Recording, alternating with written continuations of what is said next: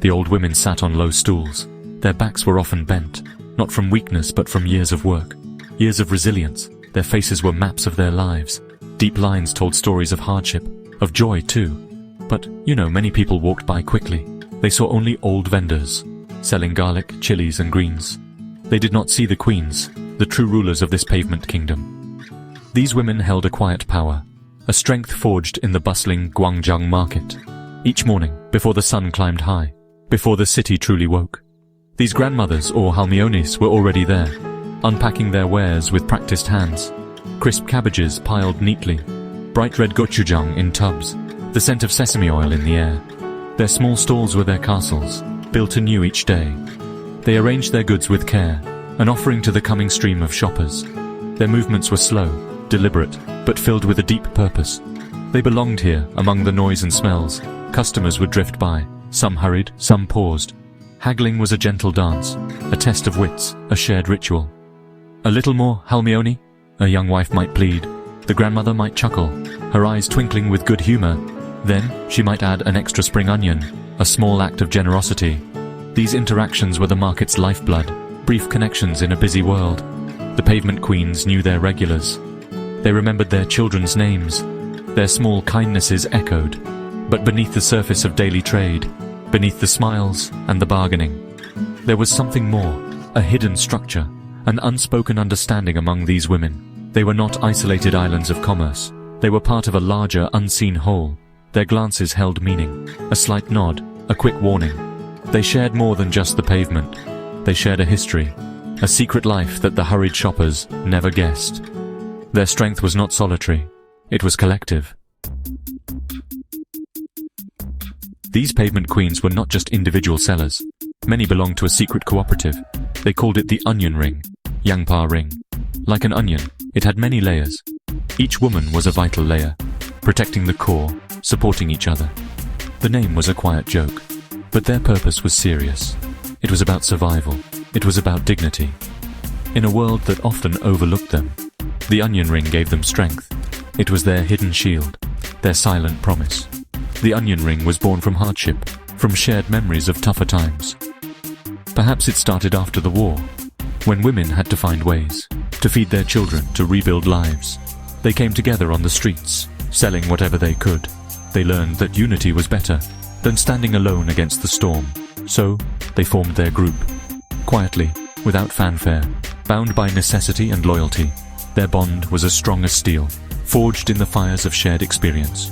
Within the onion ring, each member had a role. Some were the eyes, watching for trouble, or for city officials who might disturb them.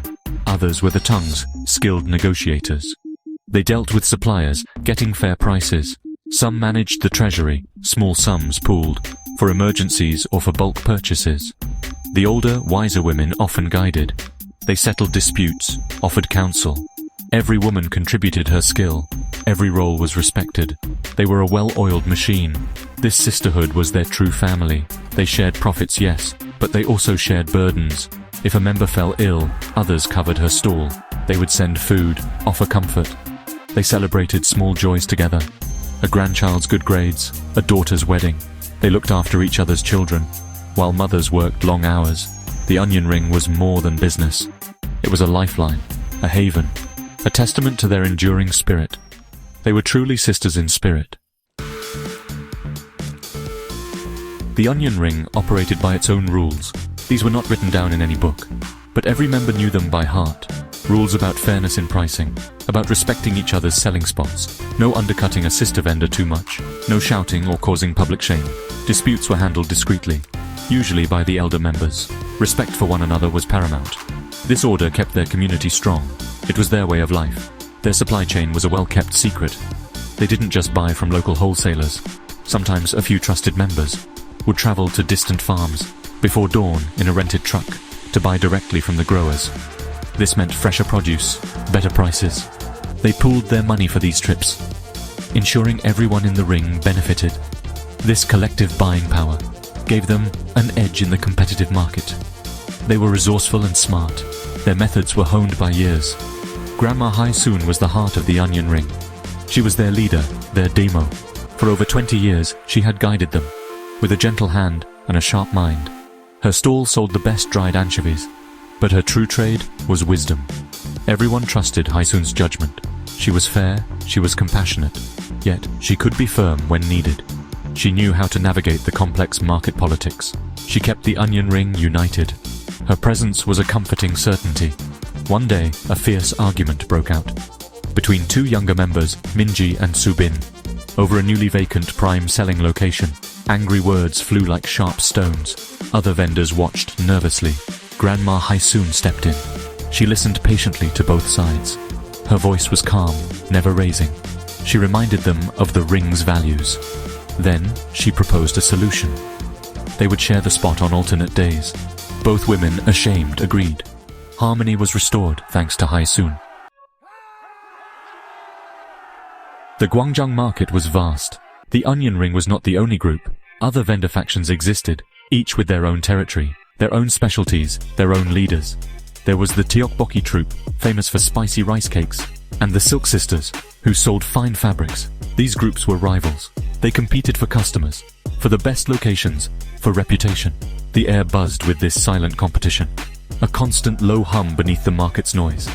It was a delicate balance of power. The competition was usually subtle, a slightly lower price on potatoes, a new, enticing aroma drifting from a food stall. Sometimes rumors would circulate about the quality of another group's goods. Their fish isn't fresh today, a whisper might travel.